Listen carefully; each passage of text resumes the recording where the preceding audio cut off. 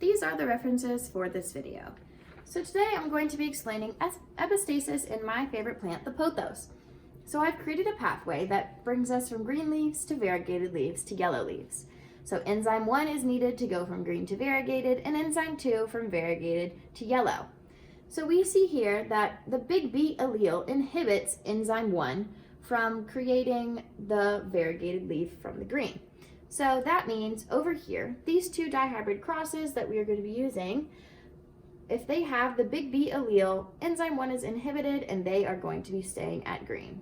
That means that these 12 are going to be staying green, and these 8 on this side are going to be staying green.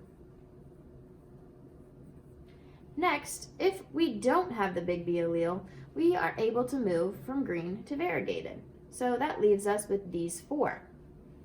So big A allele is going to make enzyme 1, which is going to allow us to get to yellow leaves from variegated leaves. So as we can see, right here we have a big A allele, and we don't have the 2 little a's, so therefore these 3 are going to be able to get to yellow on this side, and these 4 on this side. Next, we see that 2 little a's are not going to be able to give us enzyme 2, therefore we are going to stay at variegated. So on this side, we are going to have 1 variegated and 4 variegated over here. So to define epistasis, it's the expression of alleles at least one locus, masking or modifying the expression of alleles at another locus.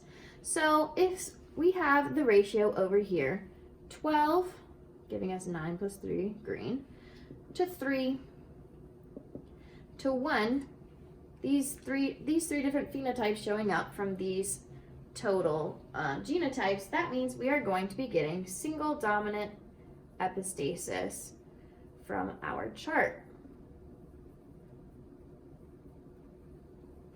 This means that a dominant allele at one locus is going to mask or modify the expression of alleles at a second locus.